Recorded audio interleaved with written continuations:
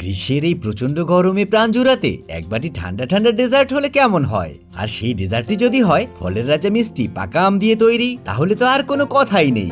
আম প্রেমীদের জন্য আজ আমরা নিয়ে এসেছি এমন একটি স্পেশাল রেসিপি, যার স্বাদ এবং ক্রিমি টেক্সচার নিমিষেই হার মানাবে যে কোনো নামি দামি আইসক্রিমকেও। হ্যাঁ, ঠিকই ধরেছেন, আজ আমরা তৈরি করতে যাচ্ছি দারুণ সুস্বাদু এবং জিভে জল আনা ডেজার্ট, পাকা আমের ফিরনি। খুব সাধারণ কিছু উপকরণ দিয়ে, একদম ঝামেলা ছাড়াই কিভাবে রাজকীয় স্বাদের এই ডেজার্টটি তৈরি করা যায়, চলুন তাহলে আর দেরি না করে ঝটপট দেখে নেই আজকের স্পেশাল রেসিপিটি। প্রথমে আমরা এই রেসিপিটি তৈরি করার জন্য নিয়ে নিচ্ছি পাকা আম। আর এই আমগুলো থেকে আমরা আজকের রেসিপিটির জন্য 1.5 কেজি আম ব্যবহার করছি।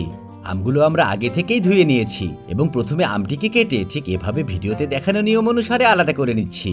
তবে এই প্রসেসটা আপনারা আপনাদের সুবিধা মতো করে নিতে পারবেন।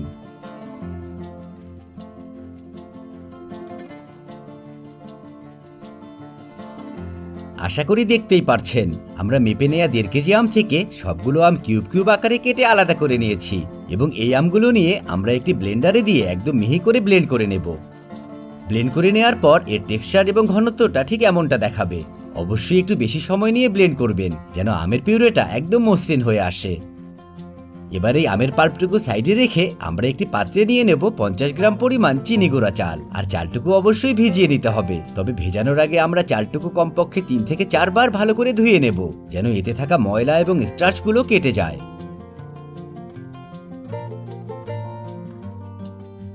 এরপর এতে পর্যাপ্ত পরিমাণে পানি অ্যাড করে নিচ্ছি, যেন চালগুলো 20 মিনিটের মধ্যে বেশ অনেকটা নরম হয়ে আসে। ভিজিয়ে নেওয়া হলে এবার সম্পূর্ণ চালটুকু নিয়ে আমরা একটি ব্লেন্ডারে করে ঠিক এমন একটি মিশ্রণ তৈরি করে নেব। আসুন দেখিয়ে দিই এই চালের মিশ্রণ এবং এর টেক্সচারটা ঠিক কেমনটা দেখাবে। আশা করি দেখেই বুঝে নিতে পারছেন যে চালের মিশ্রণটা না খুব বেশি মিহি আবার না খুব বেশি দানাদার। এবার রান্নার প্রসেস শুরু করার জন্য আমরা একটি রান্নার হাঁড়িতে নিয়ে নিচ্ছি 1 লিটার পরিমাণ দুধ। এবার চুলাটা জ্বালিয়ে দুধে ভালো করে জাল চলে আসা পর্যন্ত অপেক্ষা করব এবং দুধে জাল চলে আসা পর্যন্ত অবশ্যই অনবরত নাড়তে থাকতে হবে, তা না হলে দুধ নিচে লেগে ধরতে পারে। এবার যেহেতু দুধে বয়েল চলে এসেছে, তাই আমরা অ্যাড করে নিচ্ছি আমাদের ব্লেন্ড করে নেওয়া চালের মিশ্রণের সবটুকু। এবার চুলার জাল মিডিয়াম হিটে রেখে আমরা নেড়েচেড়ে চালগুলো সেদ্ধ হয়ে আসা পর্যন্ত রান্না চালিয়ে যাব। আর এই প্রসেসটা করে নিতে আপনাদের প্রায় 15 থেকে 20 মিনিট সময় লাগবে।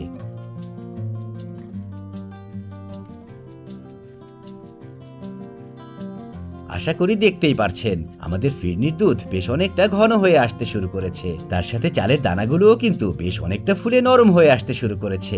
তাই এই পর্যায়ে আমরা রান্নায় অ্যাড করে নিচ্ছি 125 গ্রাম পরিমাণ চিনি।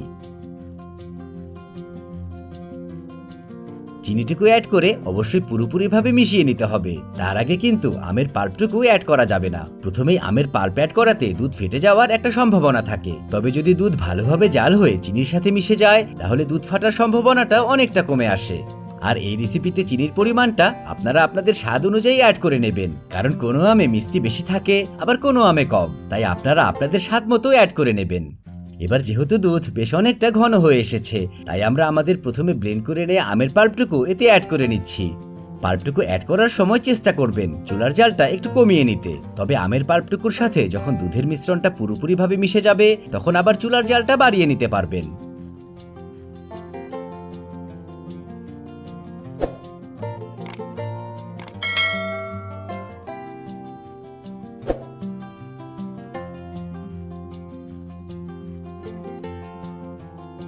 আমের পাল্পটুকু অ্যাড করে নেওয়ার পর আরো 4 থেকে 5 মিনিট জাল করে আমরা দেখতে পারবো ফিরনিটা কিন্তু একদম পুরোপুরিভাবে তৈরি হয়ে গেছে, অর্থাৎ চালগুলো একদম নরম হয়ে ফিরনির পারফেক্ট টেক্সচারটা চলে এসেছে।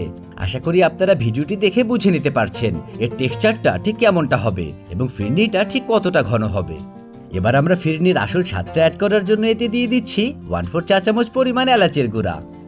এই পর্যায়ে ফিরনির টেক্সচারটা কিন্তু একদমই সফট, তাই এর ভেতর সামান্য একটু ক্রাঞ্চি টেক্সচার অ্যাড করার জন্য আমরা ফিরনিতে অ্যাড করে নিচ্ছি 1 টেবিল চামচ করে কাজু বাদাম আর পেস্তা বাদাম, তার সাথে একই পরিমাণে কাঠবাদাম।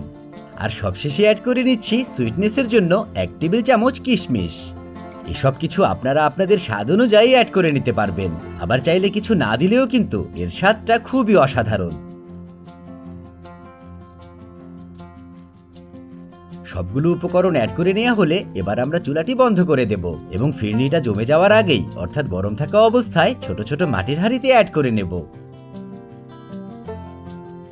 এখানে একটি ছোট্ট টিপস, মাটির হাঁড়িগুলো ব্যবহার করার আগে অবশ্যই কিছুক্ষণ পানিতে ধুয়ে ভিজিয়ে রাখবেন। তার সাথে আপনাদের কাছে যদি মাটির হাঁড়ি না থাকে তাহলে সাধারণ বাটিতেও সেট করে নিতে পারবেন। আর আপনারা যদি চান এই পাত্রগুলো আপনার কাছেও থাকুক তাহলে আমাদের স্টোর থেকে কিনে নিতে পারবেন। আমাদের ওয়েবসাইটের লিংকটি ডেসক্রিপশন বক্সে দেওয়া থাকবে। ছোট ছোট হাঁড়িগুলো ফিল করে নেওয়া হলে এবার আমরা সবগুলো হাঁড়ি একটি ট্রেতে সাজিয়ে ফ্রিজে রেখে দেব সেট হবার জন্য। এবার সার্ভ করার আগে আমরা কিছু কাজু বাদাম, কিশমিশ, কাঠবাদাম এবং পেস্তা বাদাম দিয়ে পরিবেশন করে নেব। দেখছেন কতটা সহজভাবে এবং কত সিম্পল স্টেপগুলো ফলো করে নিমিষেই তৈরি হয়ে গেল এই পাকা আমের ফিরনি। এটা স্বাদ কিন্তু যেন তেন কোনো স্বাদ না। এই ফিরনির ক্রিমি টেক্সচার থেকে শুরু করে এর ঘনত্ব সবকিছুই এতটাই পারফেক্ট যে মুখে দেবার পর আপনার মনে হবে যে আপনি আমের স্বর্গে চলে এসেছেন। এই গরমের দিনে আইসক্রিমের বিকল্প হিসেবে এই ফিরনিটা কিন্তু একটা বেস্ট চয়েস। তাই দেরি করছেন কেন, চলে যান আপনার প্রিয় রান্নাঘরে এবং আমাদের দেখানো নিয়মগুলো ঠিকঠাকভাবে অনুসরণ করে তৈরি করে ফেলুন পাকা আমের ফিরনি, যেটা তৈরি করা মাত্রই দেখবেন বাসার সবাই নিমিষেই শেষ করে ফেলছে।